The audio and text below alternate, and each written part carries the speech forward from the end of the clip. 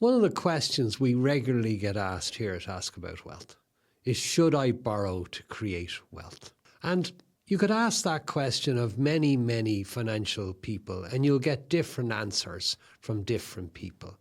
You know the old saying, doctors differ, patients die. But I think the straight answer to that question is it depends on your analysis. It depends on the cost of the finance. So in simple terms, if I can borrow money from you at 3% and I can lend it to the next fella at 6%, that sounds like a reason to borrow money, doesn't it? In that simple example, I'm making 3% a year in the middle. But of course, it's not that simple. And one of the hardest things to do when looking at debt is to calculate the true costs. If I asked you what the cost of your loan was, your home loan or your car loan or whatever it might be, you would probably answer me with the interest rate. And while the interest rate is certainly an element of the cost, it's not the only cost of finance. What other costs can there be? Well, the first other cost can be the difference between the interest rate you're paying and what is called the APR. Many of you will have seen this. Interest rate 3%, APR 4%. Interest rate 5%, APR 8%. What does this mean?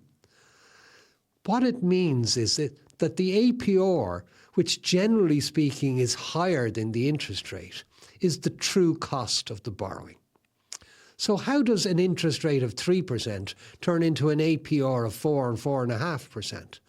Well, this is how. The lender taking back the money from you in your monthly servicing costs may not be applying the capital element of that monthly amount against the capital for a period of time. So think of it this way. Let's say you have a 100 grand loan. You're paying off 2,000 a month at the start, 1,500 a month of that is interest, 500 a month is capital. At the end of month one, you don't owe 100 grand, you owe 99,500 quid. At the end of month two, you owe 99,000. At the end of month three, 98,500, and so on and so forth. However, the lender may not be offsetting the 500 a month in my example for up to 12 months. So even though at the end of month one you owe 99.5, month two 99, month three 98.5, and so on, the interest is still being charged at the 100,000 in my example. So that's how an APR becomes a higher cost than the so-called, in this case, interest rate. So interest rate is a cost. The application of capital is a cost. Another cost is the application fees themselves. Many banks and many lenders will charge you an application fee in order to consider your loan application. You must add this cost to your overall costs. Now, I must admit, I find it difficult to understand how a bank whose job it is to lend you money charges you a fee to consider lending you money. But, as I say, many banks do. And if the bank you're dealing with is doing so, you have to add the fee to the overall cost. Further costs, I haven't finished. These are the 7 deadly sins, if you like, the 7 different costs of finance. The next cost I want to highlight is insurance. So the bank come along and say, yeah, we'll lend you the money, but we want you to buy a life insurance policy that pays off the debt if you're dead before you repay the loan. So you've got an insurance premium to add to your costs. The next thing is tax. Go back to my original example. I borrow money from you at 3% and I lend it to the next fella at 6%. The real question here is how much of that 6% do I keep? Because the 6% is a headline. The 6% is before tax. So if I only keep half of that, I'm not making 3% a year on the deal.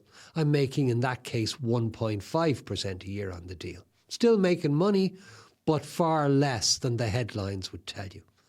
So you must take tax away from the return you're going to get on the investment before you can judge whether the return is greater than the cost of the finance. The next cost is somewhat counterintuitive. And what I mean by that is, if you think about the 100,000 loan I used as an example a while ago, let's say that's a 10-year loan for this illustration. And let's say there was no such thing as interest for a moment. You repay that 10-year loan at 10,000 a year for the next 10 years, giving the bank back, in this case, the 100,000 euro. But of course, time value of money is involved here. The last 10 grand you pay in year 10 is not the same value as the first 10 grand you pay. So in a as I said, counterintuitive, the longer you repay capital over, the cheaper it becomes, because time value of money is impacting on the cost.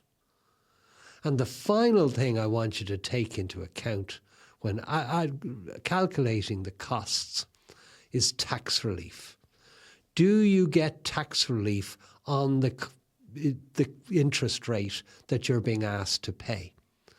In some loans, tax relief is available. In some other loans, it's not available at all. In even more loans, it's partially available.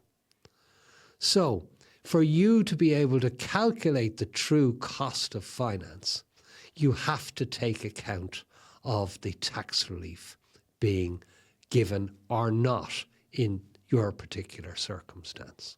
So, should you borrow money to create wealth? Well, as I said earlier, let arithmetic be your guide. The answer predominantly is yes, if you can get a return greater than the cost of the finance. The answer is no, if you can't get a return greater than the cost of the finance. But as I hope I've illustrated for you, the cost of the finance is far more than the interest rate. Interest rate, APR, insurance, application fees, tax relief, time value of money, and tax on the investment return itself. These aren't easy calculations, guys.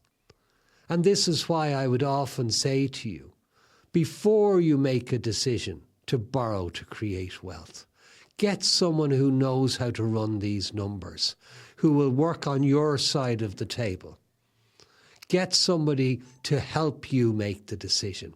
Not somebody who's selling you the finance, because let's face it, all they want you to do is buy the finance. But somebody who is there to assist you in calculating the true costs. Because once you know them, the decision will be quite easy when you compare those costs to the return you're getting. Borrow money by all means, but do your arithmetic.